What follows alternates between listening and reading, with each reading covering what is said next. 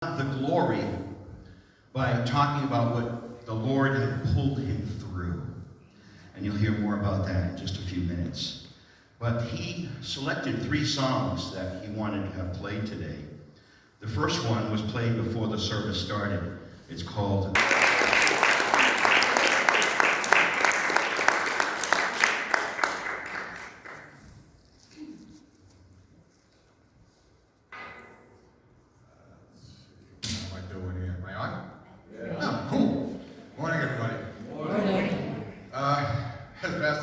we've been planning this since just before COVID, and it's been a long time in the making. Pastor Steve was a great coach, and gave me some really, really great advice along the way. Probably the best piece of advice he gave me when he first asked me, I was in a panic, and I'm like, well, how long should I talk for? And he says, talk as long as you want, but everybody leaves at noon. But yeah, it's been a long time in the making, and he and I were just not going to let a crummy little pandemic stop me. Nothing's going to stop me.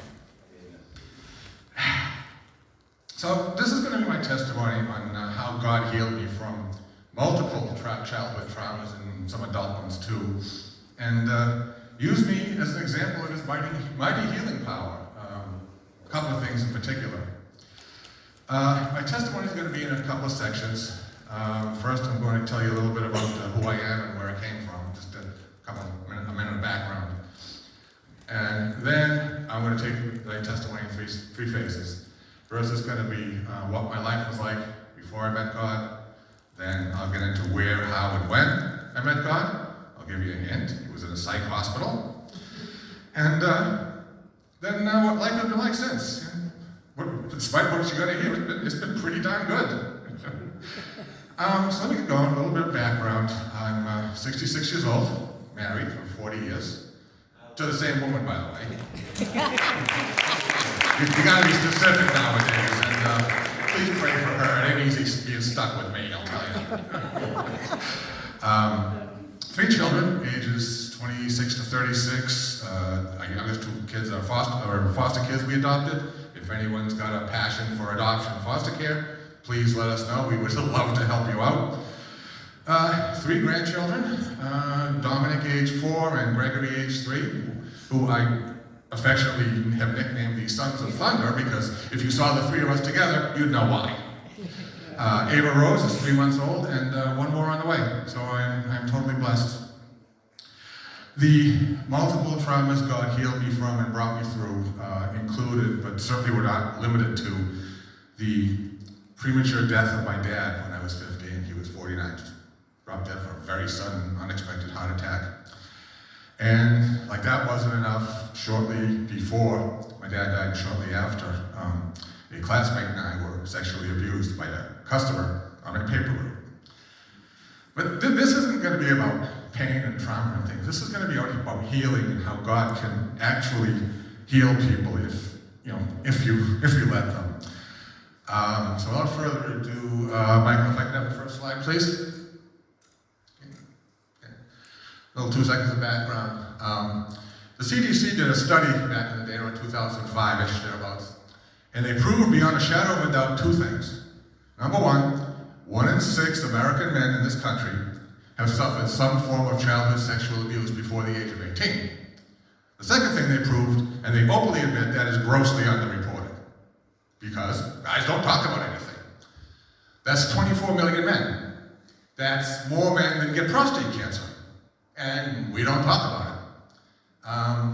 Little perspective, if you're watching the Super Bowl and there's 100,000 guys jumping around screaming, roughly 17,000 guys have my problem.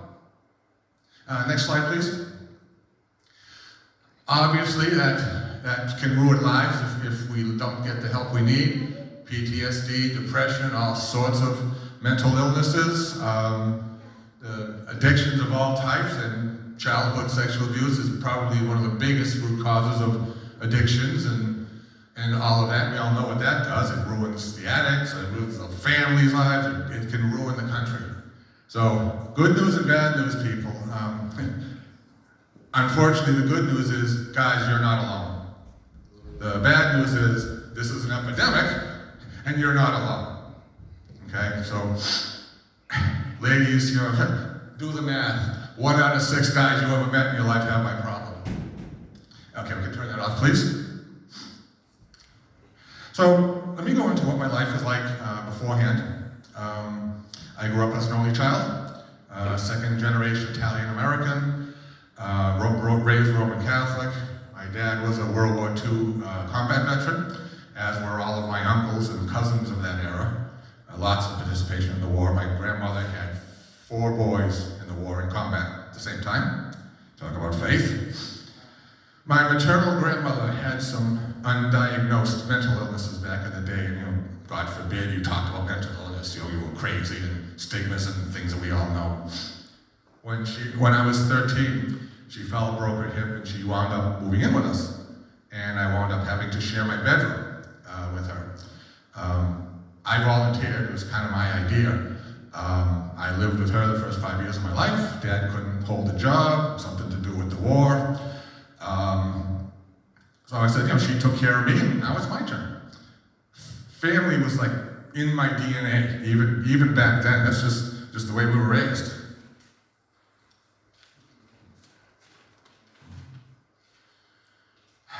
When she moved in, her behaviors just tore us apart.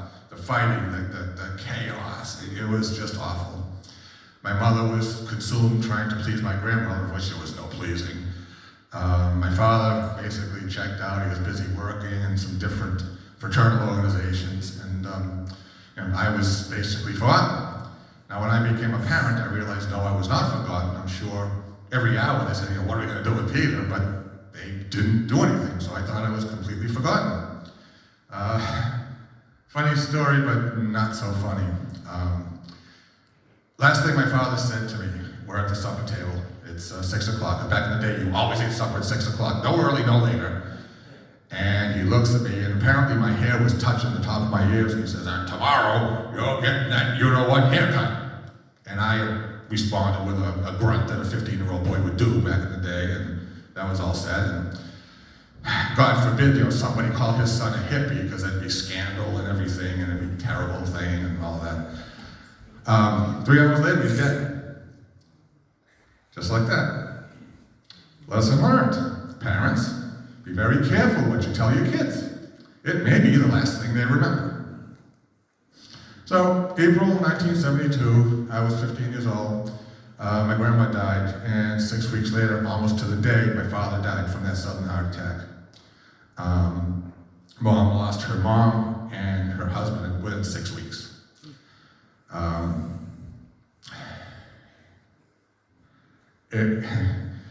It was just a tough time. Between all of these tragedies, I had a paper route, and I had 80 plus customers. I was making money hand over fist. It was great. And I met a customer on my paper route, a 28-year-old man, who kind of befriended me and all, and he wound up sexually abusing me and a classmate in his house.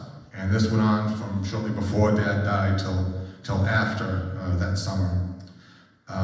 He exhibited the classic grooming procedures that these abusers work on. They just have a knack for finding kids from broken homes. It's like they've got a magnet inside them, they just attract them.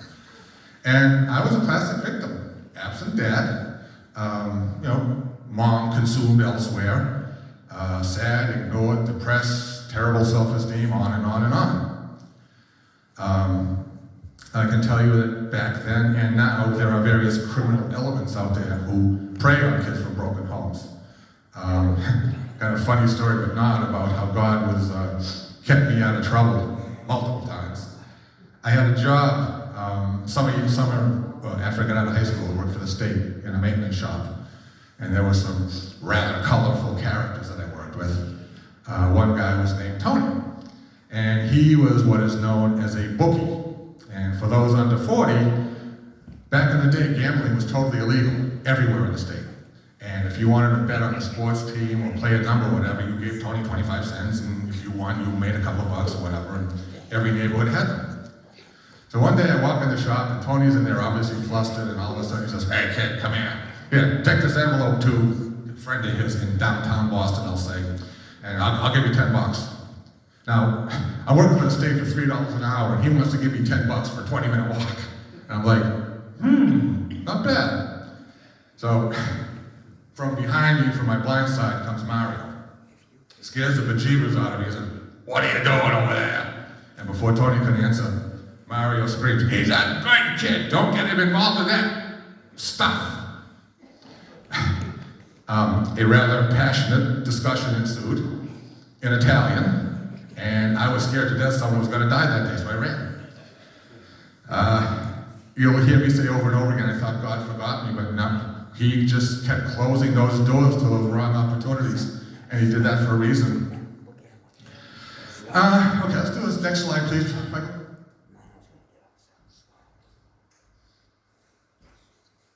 Second. Right there. That's me, 17 years old, high school graduation shot, 1974.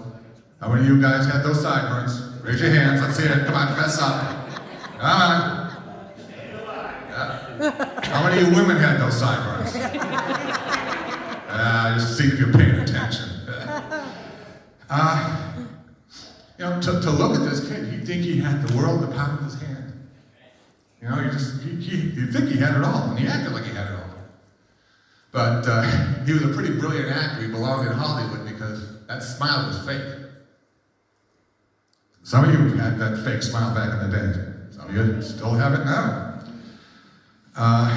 One of my favorite verses in the Bible I came across when I first started getting in, where Jesus is describing certain people who look great on the outside, but they're a mess on the inside. He describes them as whitewashed tombs full of dead men's bones. Yeah, that was me. That fits. On the outside, I look fantastic, but inside, nothing but dry, dusty, dead little boys' bones. But I'm going to tell you in about 15 minutes, those dry bones came alive. Like the first song you heard, we picked that for a reason. They can come alive. So, overnight, when Dad died, I just assumed the role as a man of the house, because that's what I did. My survival instinct kicked in. I was going to be a real man, and I didn't know what a man was or did or thought, but by gosh, I was going to be one and take care of Mom. On an hourly basis, I wrestled with a few questions like, how am I going to survive? How am I going to care for Mom?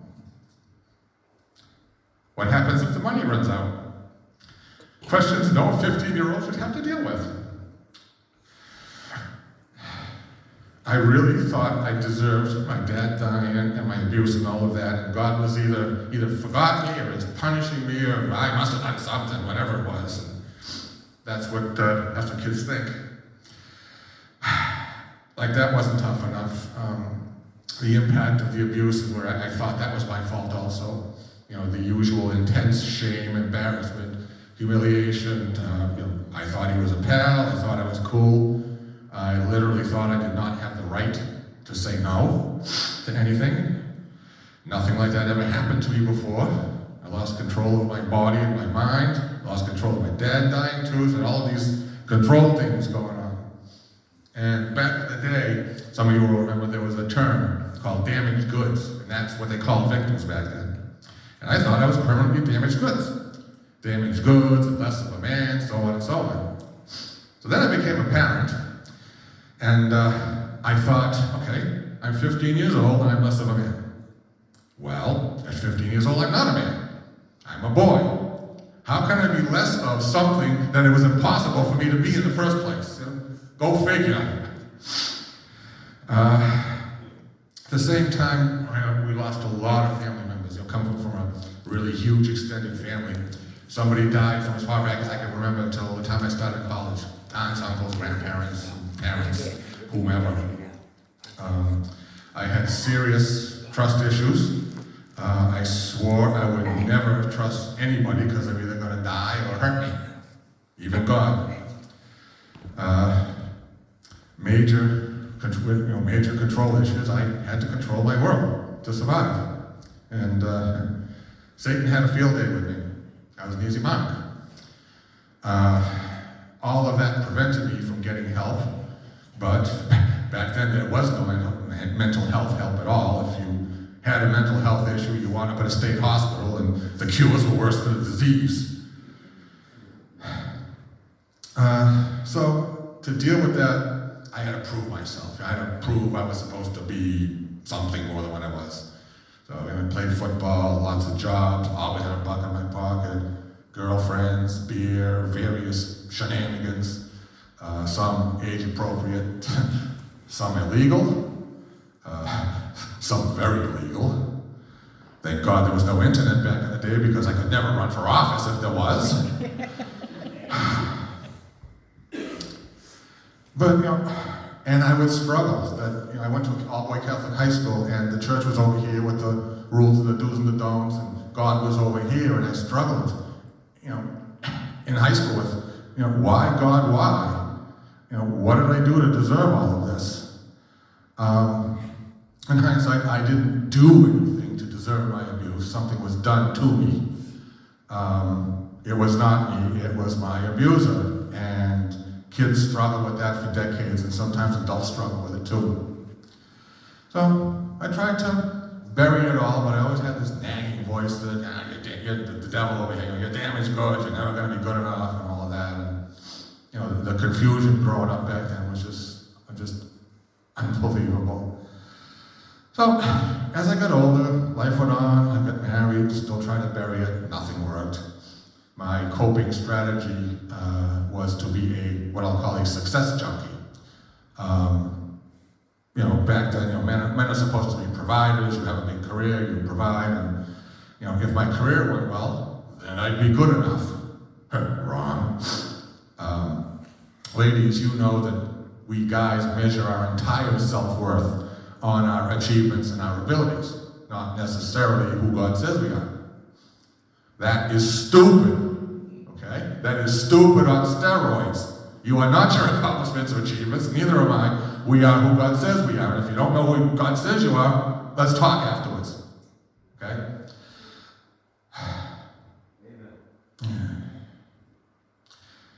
I figured that if I just got one more promotion, award, bonus, whatever, then I'd be good enough. But I had this hole in me that just success and stuff could just never fill. There were bumps along the road back then too. For whatever reason, we couldn't get pregnant a second time, no problem, with our first daughter. We went to see the doctors in Boston, and they did the workup, and they couldn't find any reason why. It just didn't happen. And of course, that was my fault too. I must have done something to deserve this, whatever. And so we tried our hand at adoption and talked to our good friends at Massachusetts DCF. Met a cute little boy named Jimmy, who was 6 years old. And after 2 months, we found he had more problems than anybody realized, and we had to send him back.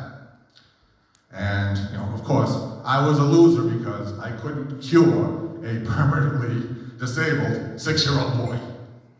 How's that for toxic thinking?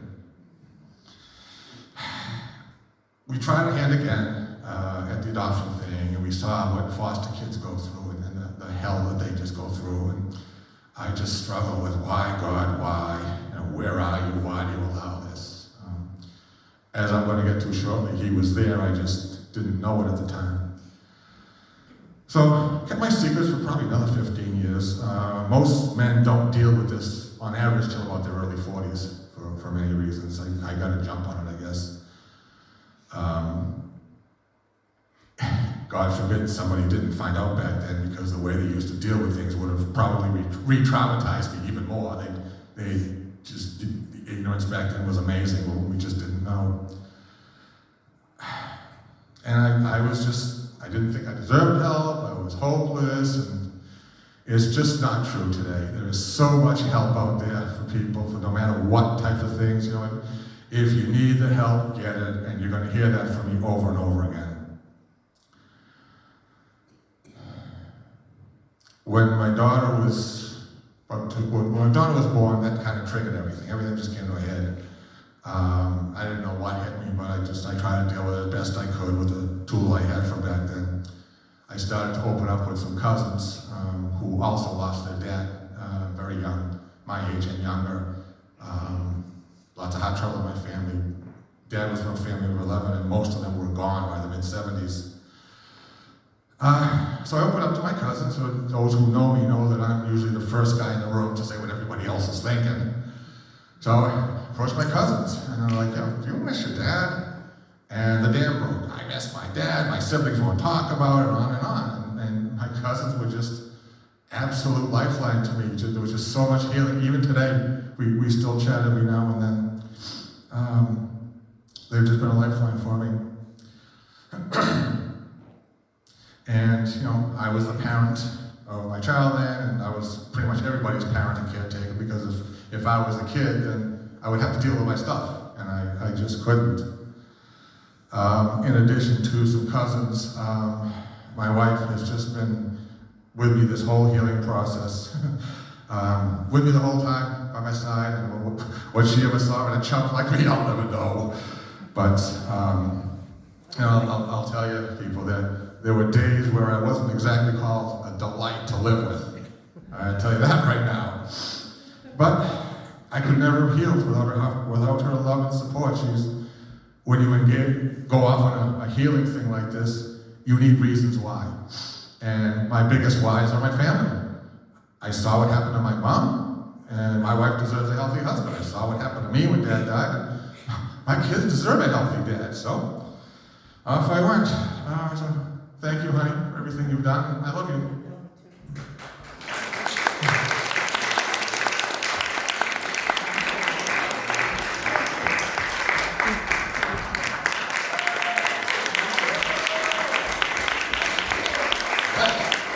That wasn't scripted. Okay, so where, when, and how I met God. When my oldest daughter was 2, I just felt that the Catholic Church didn't offer much for my family. Nothing against Catholic Church, there's some great ones out there, do a lot of good work, but I needed something different, didn't know what it was. So I shopped around for a church. I just went to every church in town and walked in, hi, how are you, what do you got going on? And found some really, really good churches. But the whole time I struggled with the whole, why God, why? Are you really there? Why do you allow all of this stuff? As I started to read the Bible, I started to come across some of the really great Bible heroes and just amazing people. Now, I found out very quickly that all of these Bible greats were bigger than me, stronger than me, smarter than me, more spiritual than me, had it way more together more than me, and they were asking the same questions. I'm like, my God, I'm not that dumb after all. I was like, these people are asking too, and it was this major revelation for me. I got saved in the late 1990s, the Assembly of God Church up here in North Leominster. I will say that getting saved for me was not an event. It was a process. Somewhat of a funny story. So I'm sitting in church that day, and I'm a mess. I'm sitting in the pew, and I'm falling apart. And this gentleman named Paul, who apparently was notorious for doing what I'm about to tell you, walks up to me and says, "Excuse me, would you like to be saved today?"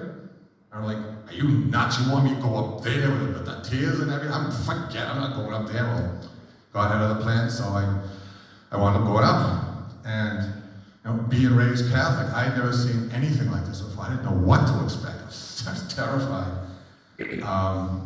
One of the things as a kid in the Catholic Church, in my church anyway, you were not allowed to show emotion. God forbid you showed emotion. You were very serious, and you said your prayers, and you blessed your son, you do the routine, but God forbid you shared any emotion. So I get up there, and everybody's praying around me. I didn't know what to expect, and all of a sudden I look around to my right, there's a bunch of people over here, and they're all getting saved, and they're all happy and showing every emotion under the sun.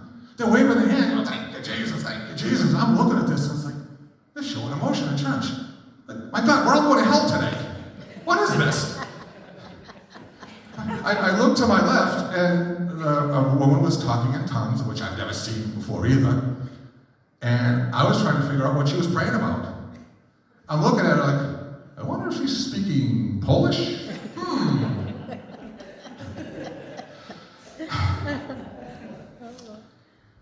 I walked out of the church saying to myself, okay, I'm saved. Now what?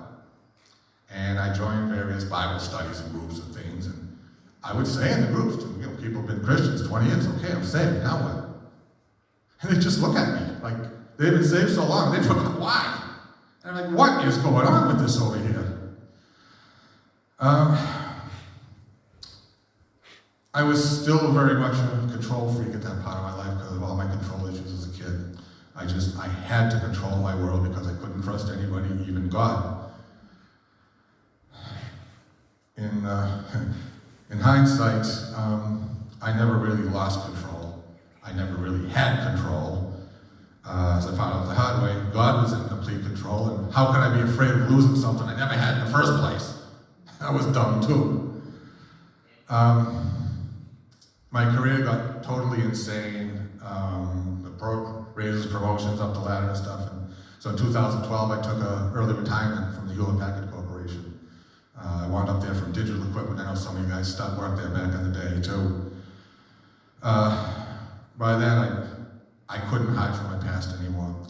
I found out I had this phobia against being unemployed because I was so bad. Who's going to want to hire me? So I'm never going to get a job again. Devil's having a field day. You're never going to get a job. You're going to go broke. You're going to be a failure and all of that. And everything just caught up with me. My 90-year-old mom moved in with us, lived with us for about a year. And I wound up in the hospital, my third hospitalization of 4 for my depression, PTSD, whatever it was. I did 2 weeks in the hospital on that one. I was broken beyond repair. I crashed pretty hard. Me, the self-made man, the wise guy, I couldn't fix myself. Doctors couldn't fix me either.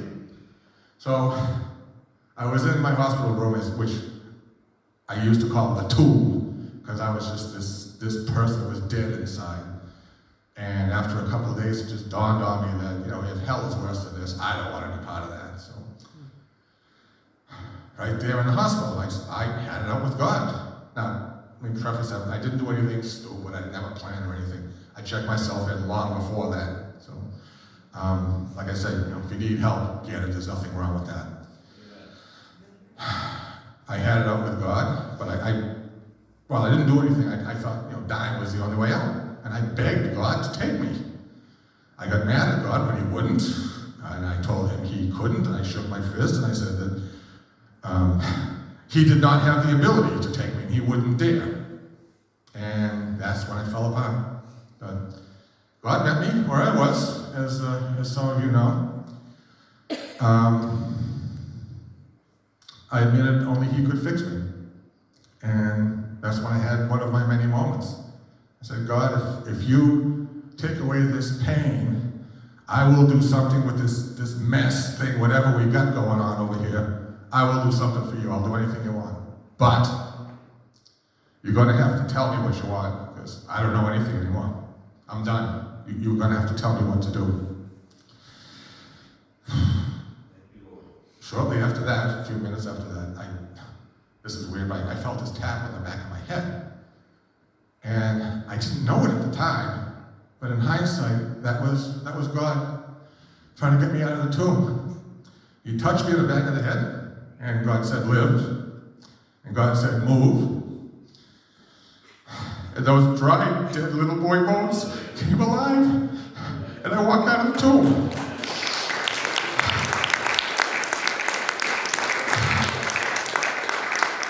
I walked out of the tomb. About an hour or so after that, I'm up and I'm about, and I'm clearly acting out of character. And the nurses are looking at me. Like they didn't know what to make of me. Like, how do you go from half dead to like up and about and having supper and talking to people? They didn't know what to make of it. It was kind of funny. But I'm here to tell you today, people, that depression, PTSD, all that, it's not weakness. It's not character flaws. I don't care what you've been told. That's wrong. That's a lie from the deepest pit of hell. Okay? The whole, real men don't get like that. They pull us up by the bootstraps. No, that's just a lie to keep you down. I don't know why we guys believe it, but we do.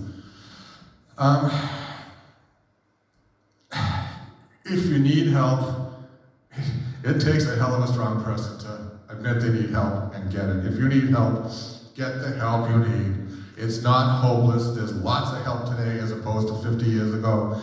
And let me tell you, people, the rest of your life is a long time to be miserable. get the help you need. So how is my life better, since I met God, or different anyway? Life got way better. I started to heal pretty quick. I did all the usual things with the doctors and the treatments and this and that. And I got very healthy, mentally and spiritually. So I figured, okay, it's time to get healthy physically. And I figured after the hospital, I was just going to just get over it and just move on. And that was my plan. But of course, in my life, I planned God laughs. Get a good one this time. So yeah, I did everything I could to try to heal. Now, you ladies are probably going to laugh at this, but you know that us guys are fixers. Okay, we fix things, and when we become dads, we know things and we fix things. Okay, this doesn't get quickly fixed. Okay, people don't get fixed. Machines get fixed. People heal. Big difference. Big difference. So I went to the doctors and all my readings were bad, the blood pressure, cholesterol, my weight was out of control, all of that. So I decided to join Weight Watchers. And the plan was to just go in, lose a few pounds and be done with it. And I wound up changing my entire life with what you're about to hear. This time at Weight Watchers was very different. They now have this members-only social media. It's like a 24/7 meeting. If you have problems with the program, it's not working, how do I do this or that? People are on all the time and they'll respond. And, I'm struggling today, and people offer help and things like that. And as I started to check it out, me being kind of the social guy, I noticed something. I noticed that very quickly that the number one reason people fail at Weight Watchers and similar programs is because they use food to numb their pain. They join a program, you take away the food, they don't deal with the pain, they feel worse, they binge, and the cycle continues. And then I got to know why. I saw so many people sharing their stories in there, these heart-wrenching stories about how they struggle and everything, and it just touched me. So as I got to make some friends and everything, I'm saying, if these people can tell their story, I should be able to tell mine. And then I got aggravated, and I was like, I'm telling my story, I'm sick of feeling like this and all of that. So I wound up talking a little story, this is me, this is what happened, and this is how God saved me, and God can save you, and all that. I hit the send button, and I basically shook for a day. I get in the next day, and it went viral. It went nuts. I had 800 likes the first day. It started with women saying, "Men have Me Too stories? I didn't know that. Men have feelings? Who knew?" Go figure. And then it got serious. A lot of women came in and responded and said, my husband, my brother, my friend, my whatever, it happened to them, they're addicts, they're out of control, what do I do to help them? And the discussion continued for a fairly long time. It was great, it was very healing for me too. I even saw guys react and tell their story. Peter said his, I'm telling mine. It was very healing for all of us involved. So as I got to make friends and stuff, one by one, independently, they tell me, you want to go work with guys, you'd be really good helping guys in your situation.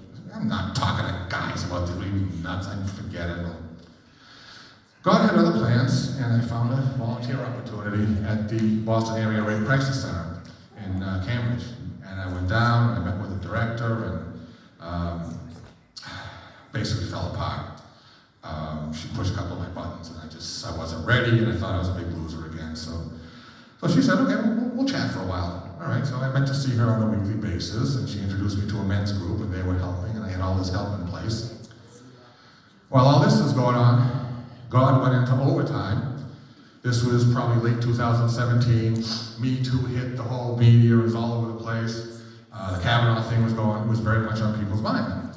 So Weight Watchers management decided to do a feature in Weight Watchers magazine for April 2018 for Sexual Assault Awareness Month. And I got an email to call the editor of the magazine, and I thought it was a scam, but I called her, we chatted, and started off very nice, and she told me what she was doing. They really want to help the members, and holistic healing and all that. Then she goes on to say, We've been looking all over America for a man to tell us his Me Too story. We can't even get a guy to talk to us. And we don't understand why. And I went, well, let me tell you a few things. I just went off on her. I thought she hung up on me, but no, I'll just be quiet, keep writing. So after about an hour, she says, yeah, okay, I'm going to talk to my board, and if we're going to use you, we'll call you. Don't call us, we'll call you. And the devil starts again. You're never going to hear from them. It's a waste of time and all that.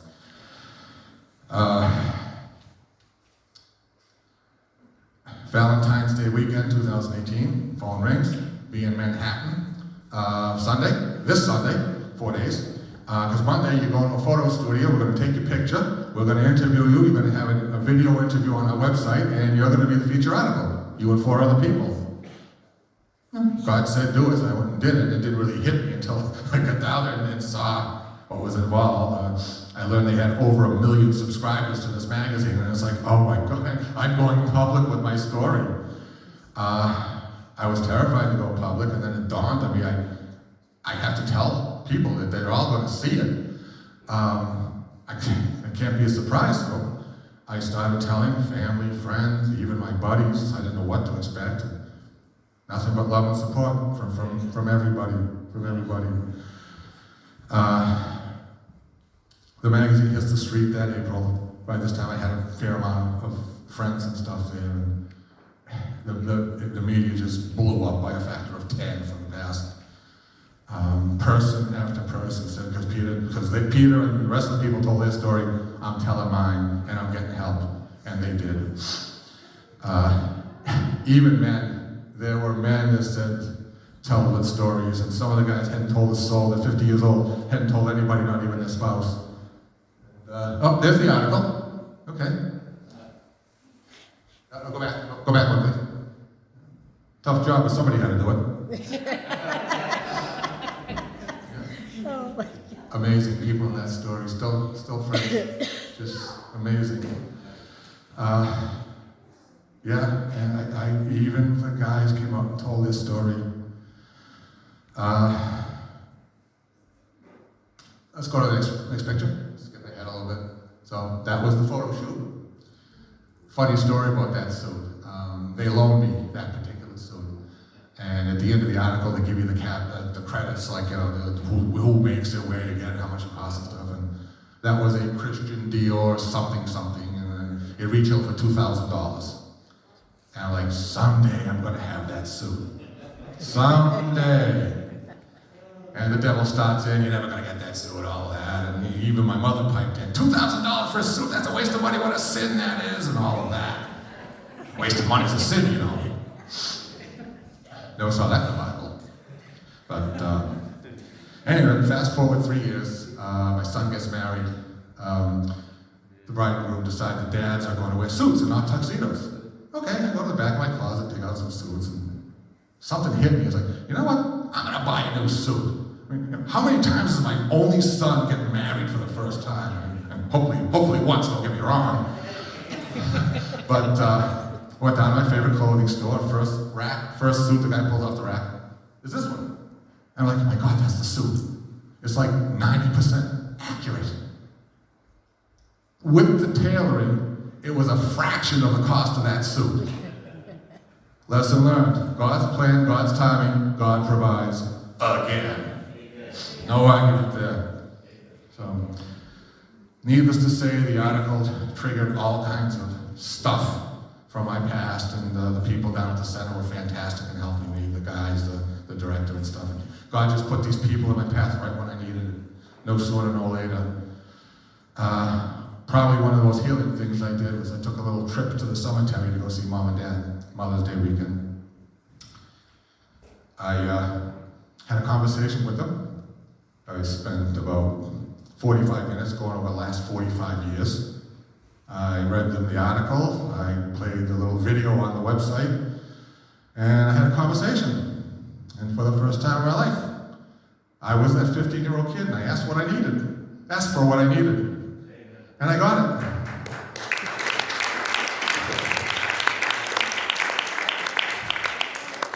So, at the end of all that, I brought a shovel, I dug a hole, buried the magazine, and I walked away. Free, and I thought, free at last. First time in my life, I was free at last. Lesson learned, people, it's worth doing the work, because it's an amazing feeling when something that just eats at you, at a cancer, just gnaws at you, doesn't bother you anymore. Nothing like it. So, if we go back to the promise I made in the hospital, 2012, the biggest reason I did the whole article thing was that I was keeping my promise to God. And like I said, I touched so many subscribers, and who knows how many waiting rooms I was sitting in, and who saw it. And it got even stranger as I'm in the social media, and I saw someone come and say, because so-and-so told their story, I'm telling mine. And I'm like, who's that person? And I looked up, because person B told their story, I'm telling mine. And I saw all of these other people getting help and helping other people. And it just went on and on. And it had to be God, because I'm not smart enough or strong enough to pull off something like this. So, lesson learned, when you drop a pebble in the ocean, you don't know where the ripples are going to wind up. You just never do.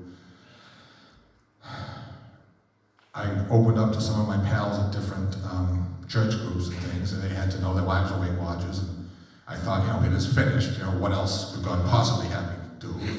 Little did I know, God's up there saying, hang on, kid, watch this.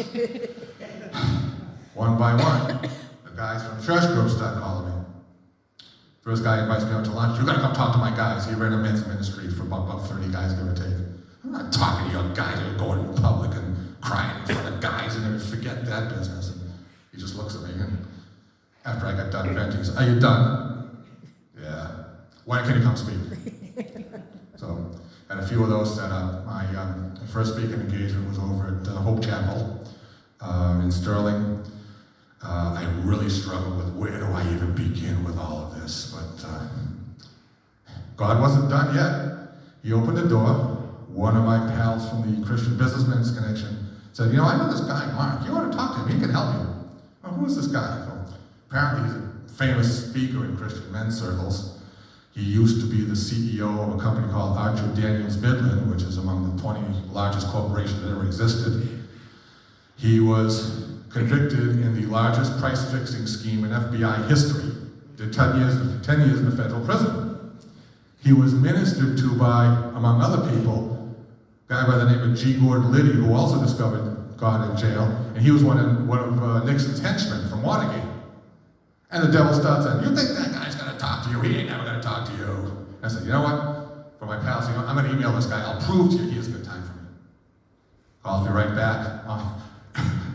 My head spinning for how fast he called me back, and he gave me two really, really good pieces of advice when I told him, how do I start? He knew a few things about speaking. His average audience was somewhere between 2,000 and 5,000 people. I don't think I know 5,000 people. First thing he gave me was, when you set up your speech, you do it in 3 sections. What your life was like before God, where, how, and when you met God, what your life has been like since.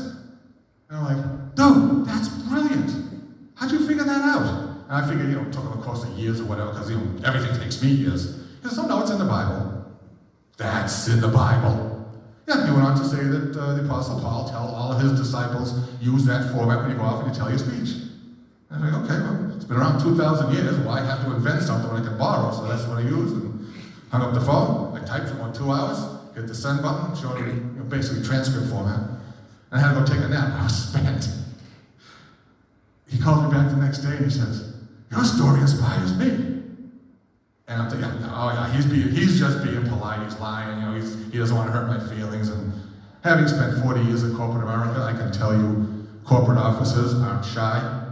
They are brutally honest. I've seen that in action. And as I thought about that, I asked him why, and he went on for a minute or two and told me that I inspired him. I'm like, my God, I have a story. I didn't even know I had a story. It's my story. So I went off and I spoke at, like I said, Hope Chapel. There's about 30 guys, give or take. I will never forget the looks on their faces as I spoke. I think some of those poor guys, it's like the first time in their lives they ever felt safe to talk. A lot of good chatter back and forth.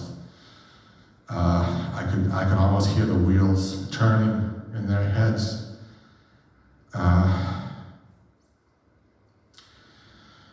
I saw healing take place right before my eyes, and I couldn't deny it. These guys were dealing, and they were feeling, and by Jesus, they were healing, and I never saw anything like it in my life. I couldn't argue it. And the devil starts saying, you're not hearing it. They're not really healing. They're faking it. You're imagining things. Now, I'm up in front. I'm talking to 30 guys over here, and I got this battle going on in the back of my head. And, we're laughing, we're crying, and we're in the crowd, and the battle's going on in the back of my head. What is this? And it's like, I know what I saw. And all of a sudden, this rage came up from the deepest pit in me. Never felt rage like that in my life. And in the back of my mind, I could actually see Satan on the ground, talking up to me like he just wasn't going to give up. And in the back of my mind, I said, not today, Satan. I said, not ever. I said, get up off the ground, sucker, so I can knock you back to hell where you came from, and take your damn line with you. I ain't buying them anymore.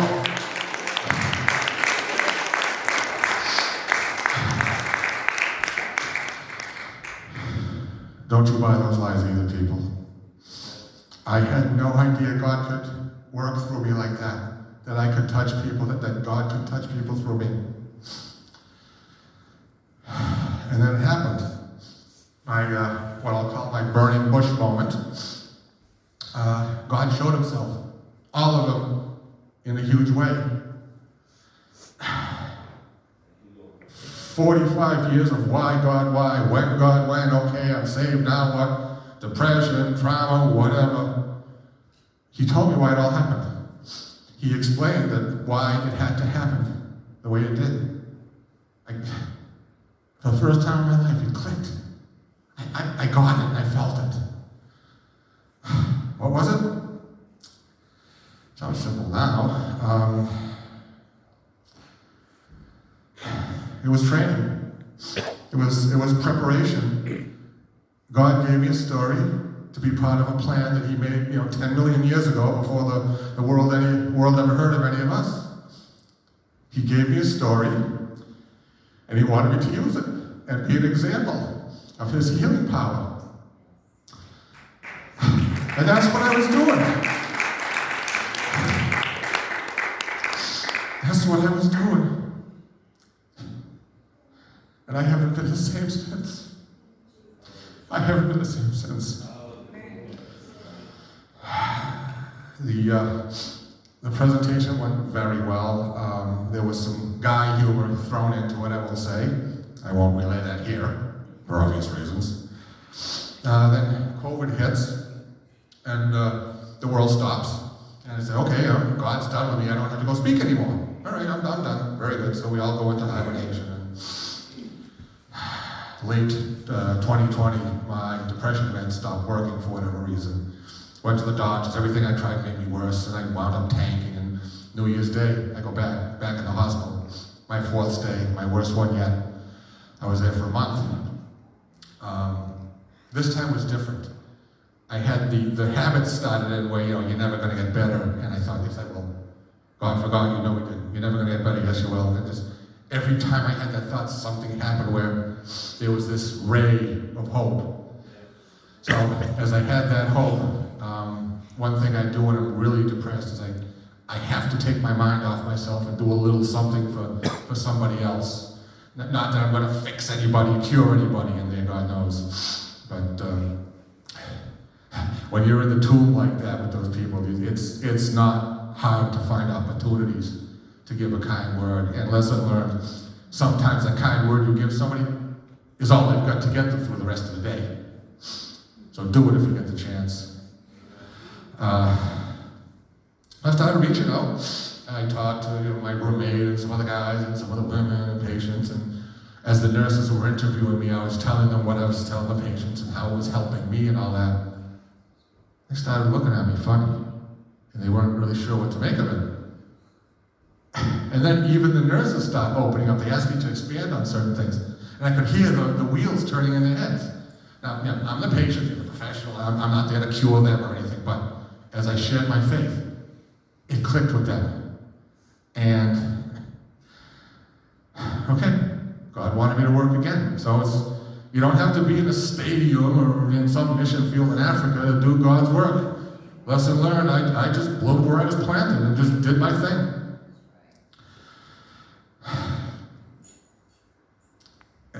So got back on my feet, did my treatments, my meds, all of that, and finally started feeling good. And then I get cancer. I feel like on that Warner Brothers cartoon, the coyote starts to cross the street, he gets run over by a car going this way, and then he gets up and he staggers to the sideway, and something else runs him over the other way. It's like, what is going on here? But even this time, I had a glimmer of hope. Well, first of all, nothing prepares you for a cancer diagnosis, okay? Nothing. I don't care how much faith you have, nothing prepares you. But having said that, once I learned I was not going to die, I had this hope, and God put all these people in my path who had it, who were familiar with it, the medical professionals, the support groups, just amazing people at just the right time to help me through, and I hope I helped them as much as they helped me. And that's pretty much the story. And before I wrap up, I want to say something special, and I want to make sure everybody here in the room hears it, as well as all the folks out there in television land. I really want to make sure I connect with everybody, even you folks out there. A lot of you folks listening to me today, you've been carrying burdens you were never meant to carry. You were never meant to carry, and you carry them for way too long. Different things, abuse, grief, trauma, loss, the war, whatever it is. Those burdens are not your fault. You did nothing to deserve them. And yeah, my trauma was bad, but what I told myself was 100 times worse. 100 times worse.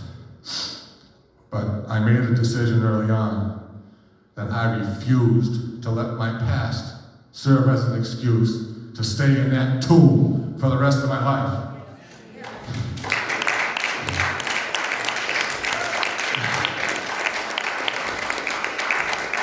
Thank you. You might want to consider it also. So, at the end of the service, for you folks here in the room, I'd like to encourage you to just come down the altar, bring those burdens that you were never meant to carry. Bring them here, leave them at the altar, and for once be free at last. And if you do that, for the love of God, don't do what I did. I used to give them to God and take them back, and give them to God and take them back. I had this tug-of-war thing going on. That's stupid. Take them here, leave them here, and be free at last. And for you folks at home, I'd like to invite you to do the same thing. Join us down here. Imagine here in the room. Bring your burdens here, leave them here for once, and start your way to be free at last like me. And folks at home, really try to do that in your head. Healing and getting better beats the heck out of numbing yourself with food and busyness and God knows what else. And if I can do it, you can do it. So, a couple of final points just in closing. I had to go through everything I went through because I had to be the person God meant me to be. He gave me a story, told me to use it. Show the example, which I did. I was in that tomb, like you heard in the song, for decades. But God broke open the door at just the right time. And I walked out. Lesson learned. He'll break open the door, but you gotta walk out on your own.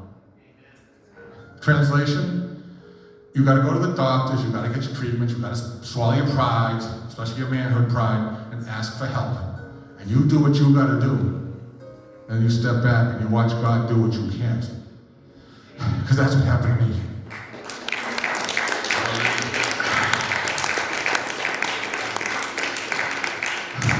I talked about back in the day the tests of manhood and all of that. But the true test of manhood is when you get past your past. You do the work, get past your past, and that's real healing. And only then are you going to start to have the life that Jesus died for you to have, and for me too. Lots of verses in the Bible came to me through all of this. God taking what was meant for, the devil meant for bad, using it for good. Last chapter of Job I love, that God gave Job back the years the locust ate. I got all my years back. I got double for my trouble. I'll tell you, people, life is pretty good now. Pretty good. Thank the Lord. Right? It's pretty good. I want everybody to know, and especially the men, there is hope. There is healing out there. There are resources I didn't have back in the day. Recovery is absolutely possible if you pay your dues. And I'm here to, and trauma messes up your mind and your body and all that, but it breaks your spirit too. There is a spiritual component with this. And I can tell you from experience, my worst day with Jesus on my side was better than my best day without him. Same goes for you too. And they overcame via the blood of the Lamb and the word of their testimony. Lesson learned, people. Everybody listening to me has a testimony that somebody needs to hear. Don't sell yourself short. Okay? Use your testimony, whatever it is, for whoever needs it, and life will make a lot more sense. Believe me, it did for me. If you would put up the last slide, please. Okay. Slide on the right. Final stage of healing was to use what happens to you to help others. That's true healing. That's when you know. That's when you know you're healed. I'll be down here at the altar at the end of the service if anybody wants to talk or ask a question or whatever. I thank you for your time. I thank the Christian Life Center for the opportunity to serve. And thank you, everybody, for coming. Thank you, everybody at home. God bless you all. Thank you. Come on, everybody. Let's all stand. Let's celebrate what God has done for